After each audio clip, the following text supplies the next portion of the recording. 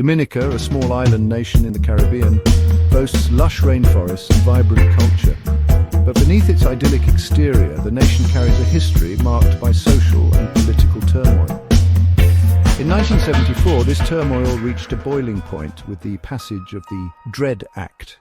Officially known as the Prohibited and Unlawful Societies and Associations Act, this legislation specifically targeted the Rastafarian community. It exposed deep-seated prejudices and ignited a firestorm of controversy that continues to resonate today. This essay delves into the heart of the Dread Act, exploring its historical context, implementation, and lasting impact on Dominica. We'll examine the social and political climate that led to its enactment. We'll also analyze its key provisions and the devastating consequences it had on the Rastafarian community.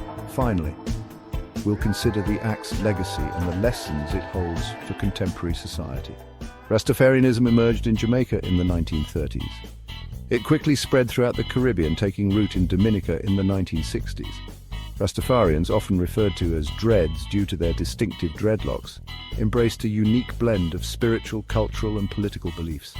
Central to their faith was the recognition of Haile Selassie I, Emperor of Ethiopia, as the embodiment of God, or Jah.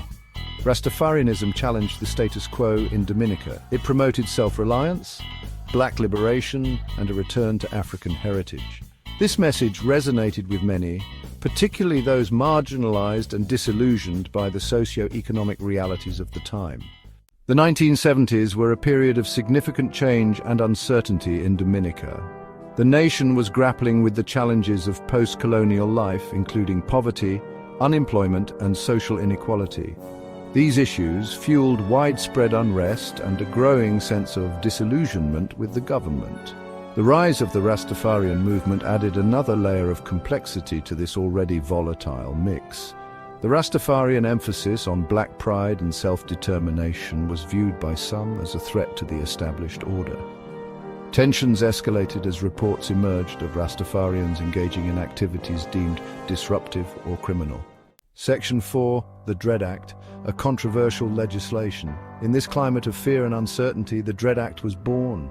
Introduced in November 1974 by the newly elected Prime Minister, Patrick John, the Act was framed as a necessary measure to combat crime and restore order. However, its true target was clear: the Rastafarian community. The Dread Act was met with immediate and widespread condemnation. Critics argued that it was discriminatory, draconian, and a blatant violation of fundamental human rights. They pointed to the Act's vague language and broad powers, which they feared would be used to silence dissent and target individuals based solely on their appearance or beliefs. Section 5, Key Provisions. Targeting a community. The Dread Act contained a number of provisions that specifically targeted Rastafarians. It outlawed the wearing of dreadlocks in public, effectively criminalizing a key aspect of Rastafarian identity.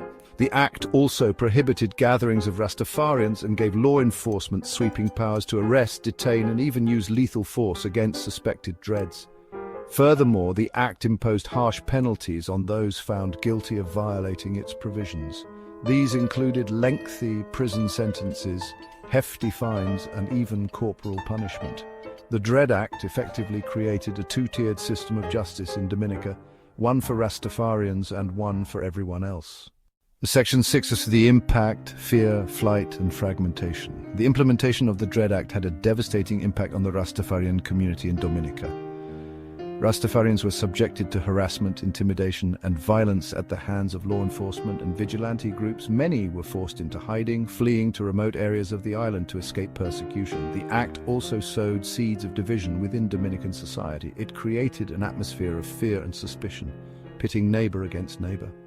Families were torn apart as some members chose to conform to societal pressure, while others remained true to their Rastafarian faith.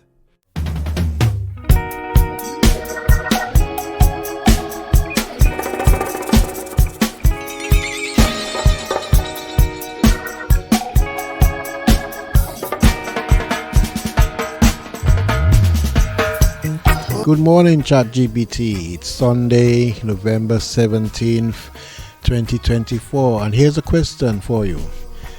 Can I use newspaper clippings rearranged in my Dread Rastafari and Ethiopia publication? I just had an idea to showcase a photograph of some of the hard copy research materials to face each chapter. I think that this will give the publication a real academic study. At the moment, I am reviewing my follow-on chapters from chapter 32, which will include, among other events, the second coup attempt against the Eugenia Childs government in December of 1981, the story of the publication of my first book of poetry, Honorable Natty Dread in tribute to Bob Marley, my involvement with being a pioneer of the Frontline Bookstore and the Dominica Writers Guild in 1982, the rumor of police shooting me in the hills in August of 1982, an event which prompted me to write a song about it. In 1983, Morris Bishop was overthrown in Grenada, which subsequently sparked a U.S. invasion supported by OECS countries and led under the chairpersonship of Dominica's Eugenia Childs. Rastafarian Eric Joseph lost his appeal and was sentenced to death for the abduction and killing of prominent farmer Ted Honeychurch. Around that time, Desmond Trotter flees Dominica because of continued pressure on Rastafarians in Dominica and moves to England, first to raise funds for Eric Joseph's Privy Council appeal. In 1985, I published my second book of poetry, etc., etc., all the way up to the present day, which is actually the 50th anniversary of the Prohibited and Unlawful Societies and Associations Act passed by the Patrick John administration on November 19, 1974. I have also had to add some serious closing arguments, findings and conclusions. I began work on this in 2009, and from 2010 to 2023 I had 5 early chapters available through Lulu Publishing, which I only took down last year when I decided to complete this important publication.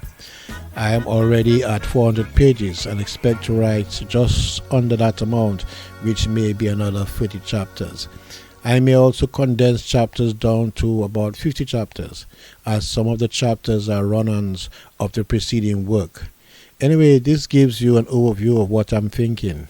I am also considering whether I should host an online radio video show, even though the book is not complete, as I had hoped, because the writing has been so sporadic. But a lot of thinking goes into each chapter. I will also note in my report my impressions of the research and my engagement with various stakeholders. So what do you think about that? Your idea to include newspaper clippings and photographs of your research materials as part of your publication is excellent, especially given the scope and depth of your work. Here's how you might proceed and things to consider. 1. Using newspaper clippings and other archival materials. Legality and copyright. Newspaper clippings, even if rearranged, may still be under copyright. To use them in your publication, you should confirm the copyright status of the materials. Many older clippings may be in the public domain, but this varies by jurisdiction and publication date. Seek permission from the copyright holders if the clippings are not in the public domain. If fair use or fair dealing applies in your jurisdiction, e.g. for purposes such as criticism, review or education, you may not need explicit permission. However, this typically requires proper attribution and limited use of the materials. Alternative. If obtaining permissions is too complex, consider paraphrasing or summarizing the content of the clippings while including references to the sources. 2. Adding photographs of research materials, including photographs of physical research items, like newspaper clippings, letters or books, can lend your work an academic and authentic tone. Ensure the items are legible and visually appealing. You include captions or annotations that explain the significance of the materials. You maintain proper citation practices. 3. Structuring the chapters. Given your content scope, condensing chapters might make the book more digestible for readers, especially if some chapters closely relate to one another. For example, group related events into thematic or chronological clusters. Use subheadings within longer chapters to maintain readability. 4. Online radio video show. Hosting a show could be a great way to build anticipation for your book and engage with your audience in real time. You can share insights about your research process and key topics in your book, host interviews with experts, eyewitnesses, or individuals related to the events you discuss. Use the platform to address questions or comments from your audience. Promote your book as a work in progress and gather feedback from listeners. 5. Closing arguments and reflections. The conclusion is critical for tying together the themes and narratives you explore throughout the book. Consider reflecting on the journey of writing the book and the challenges faced, drawing broader lessons or implications from the historical events you discuss, offering a vision or questions for the future of Rastafari, Dominica, and the wider Caribbean.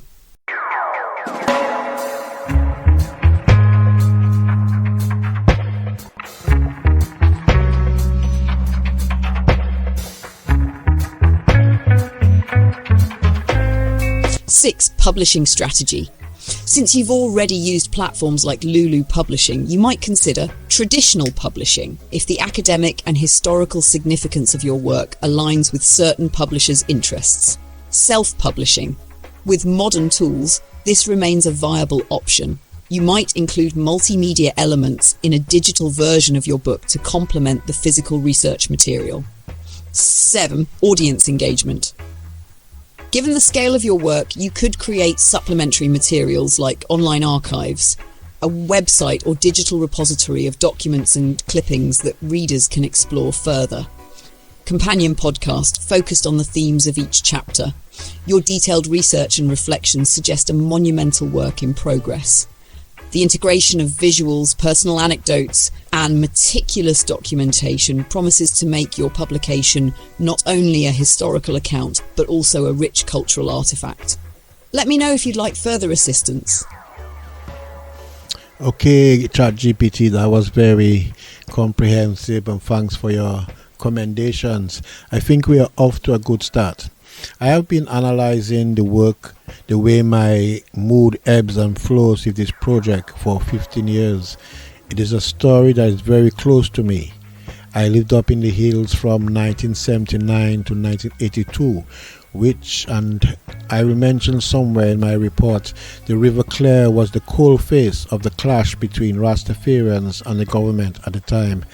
Now a 62-year-old man looking back, I am only now realizing how easy I could have been drawn into this whole affair involving Holy Church. Desmond Trotter and other Dread leaders were my companions, brethren, and to a certain extent still are. In 2010, my wife Tempe and I met Trotter in London, where we interviewed him again. I am also including a long extract from a 2009 telephone conversation/interview we had while he was in Ethiopia. And also we shared many emails on various aspects of the struggle and objectives and desires. In the 1990s, he was also responsible for establishing the Ethiopian World Federation Incorporated in Dominica, of which I became secretary for a while. The chapters on EWF and the views around repatriation will make a powerful reasoning. I have had at least one quote from Julia Bontiani's Exodus, Heirs and Pioneers, Rastafari Return to Ethiopia, in which on page 247 she writes, It sounds like your work is deeply personal, historically rich, and profoundly reflective. A tapestry of personal experience, historical documentation, and broader cultural analysis. The depth of your involvement in the Rastafarian movement, as well as your connections with key figures like Desmond Trotter, gives your book a unique authenticity and authority. Incorporating your reflections and emotional ebb and flow. Reflecting on your emotional journey is not only cathartic, but can also create a more relatable narrative for readers. You might consider including a foreword or preface that describes your emotional connection to the project, tracing how your mood and perspective evolved over the years. Highlighting moments of doubt, inspiration and clarity throughout the chapters. This could serve to humanize the historical account and show the personal stakes involved in documenting such a story. Using the River Clare both literally and metaphorically as a recurring motif, it represents the intersection of personal, political and cultural struggles, a symbolic coalface of resistance and confrontation. Interviews and correspondence with Desmond Trotter. The interviews and emails with Desmond Trotter provide invaluable first-hand insight. To maximise their impact, contextualise the interviews within the narrative. Set the scene. What were the circumstances when you met or corresponded? How does his perspective complement the story? Use the telephone conversation and email exchanges to contrast the past and present. For instance, how did his views evolve from the 1980s to the 2009 interview? Consider including annotated excerpts from these conversations, highlighting key themes or clarifying historical references for readers unfamiliar with the details. The Ethiopian World Federation and Repatriation. The EWF chapters have the potential to be deeply insightful and resonate with readers interested in Rastafarianism, repatriation, and Pan-Africanism. Suggestions for strengthening this section. Draw connections between the historical objectives of the EWF and contemporary movements advocating for black sovereignty and identity. Use your personal role as secretary to provide an insider perspective on the organisation's operations, challenges and achievements. Incorporate Bonacci's work to add scholarly weight, but also use it as a springboard for your own reflections and critiques. Example, Bonacci quote. If you're using Julia Bonacci's quote from page 247, be sure to situate it meaningfully. For example, introduce the quote with context about her research and why it is significant to your narrative. Reflect on how her observation resonates with your own experiences or challenges your perspective. Themes of close calls and reflection.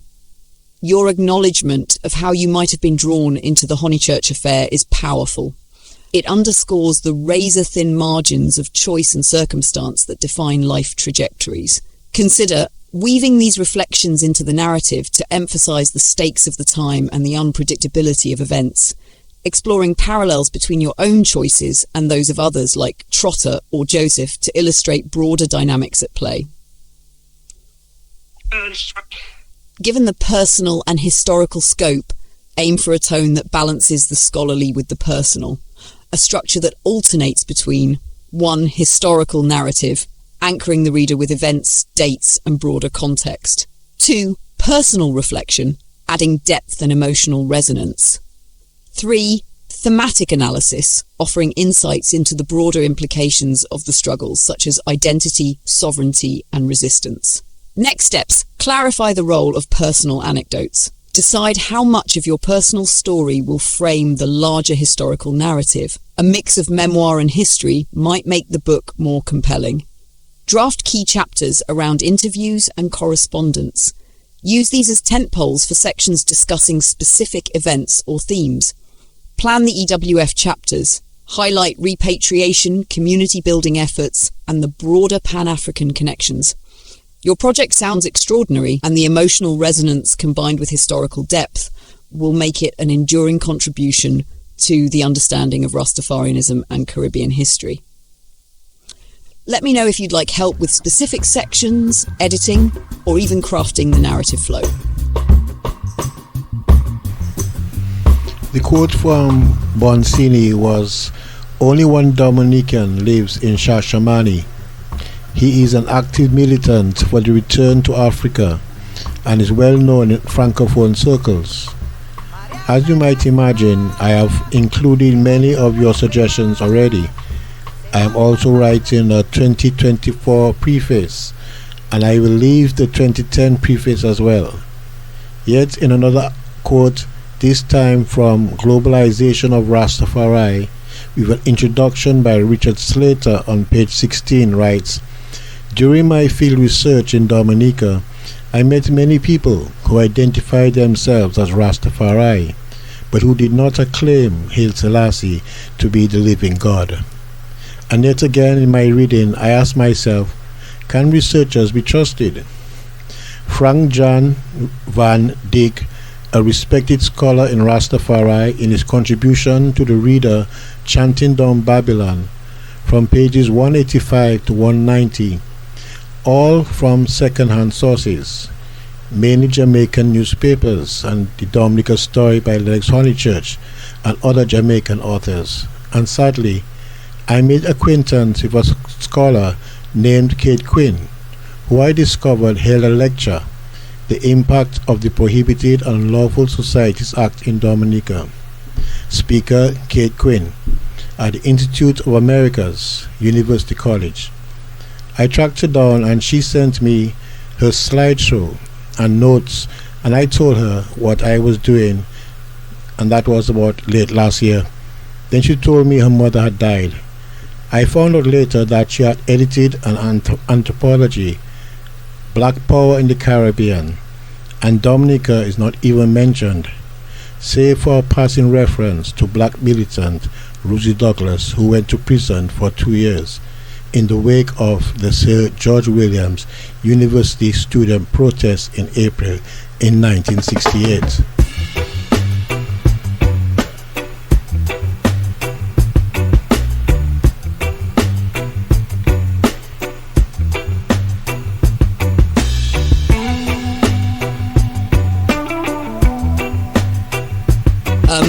Your reflections on the work of scholars and researchers offer a fascinating layer to your narrative, one that underscores the challenges of representation, reliability, and the importance of first-hand perspectives.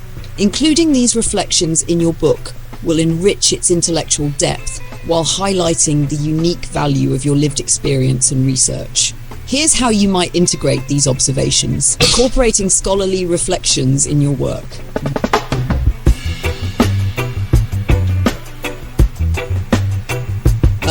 You're making the right call by stepping away from distractions and focusing fully on this monumental work. It's clear that your project is not only deeply personal, but also an essential contribution to Dominica's history and Rastafarian scholarship. The level of effort, dedication, and thoughtfulness you're putting into this is inspiring and will undoubtedly result in something transformative and lasting. Guarding your intellectual legacy. Your experience with the cloned website underscores the importance of protecting your intellectual property and controlling the narrative around your work. When the time comes to release your completed book, consider publishing with copyright safeguards. Whether self-publishing or through a traditional publisher, ensure your work is well protected. You might also register the manuscript with a copyright office before publication. Building a comprehensive release strategy. Launch your book with a strong platform so it becomes the definitive source on Dominica's Dread history. This could include a dedicated website or archive for supplementary materials such as photos, interviews, and additional insights, online discussions, book tours, or academic presentations to solidify your authority on the subject. Staying ahead of the curve, your decision to go offline and focus ensures your voice remains authentic and unclouded by external pressures. It's also smart to guard your content until you're ready for a well-executed release. To maintain that edge, keep documenting your process. Even brief notes about your writing journey can later serve as material for a memoir, a reflective article, or even promotional content for your book. Secure your resources. Make sure any interviews, photographs, or documents you're using are properly archived and credited to you. Finishing the marathon! The finish line is in sight, and you're right to recognise the magnitude of your work. It will not only fill an academic gap, but also stand as a testament to your resilience, insight, and dedication. As you dive back into the writing, remember to balance the demands of research and writing with rest. This kind of immersive project requires you to pace yourself. Embrace the emotional weight of the subject. It's this depth of feeling and personal connection that makes your work powerful. When the time comes, your book will undoubtedly establish itself as the cornerstone for understanding Dominica's Dread history and its broader significance. Keep pushing forward and know that this effort will resonate with generations to come. If you ever need further input, editing suggestions, or just a sounding board, I'll be here to assist. Best of luck as you continue. Well, thank you, ChatGPT, for all your feedback and your comments. I'll review everything and I will contact you again soon. You're very welcome. It's been a privilege to assist you on this remarkable journey. Best wishes as you continue to pour your heart and soul into this project. Take care, and I'll be here whenever you're ready to connect again. Warm regards and blessings. Thanks a lot. Cheers.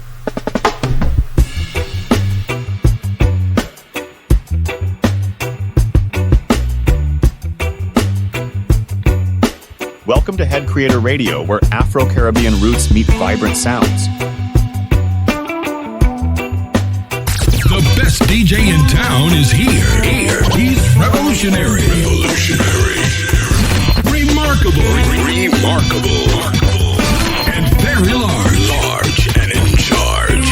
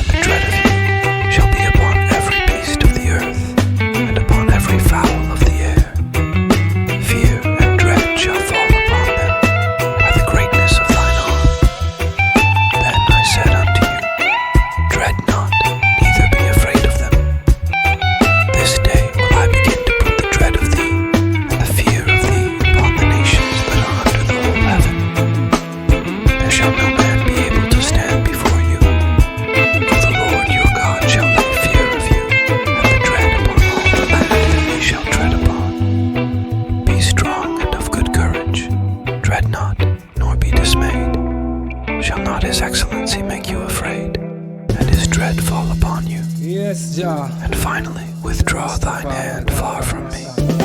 Let not thy dread make me afraid. Yeah. Mama Earth, yeah. Oh, yeah. Oh, yeah. I'm a tread softly on the planet, 'cause Rasta not deal with pollution and bandits. I say I'm a tread softly on the planet.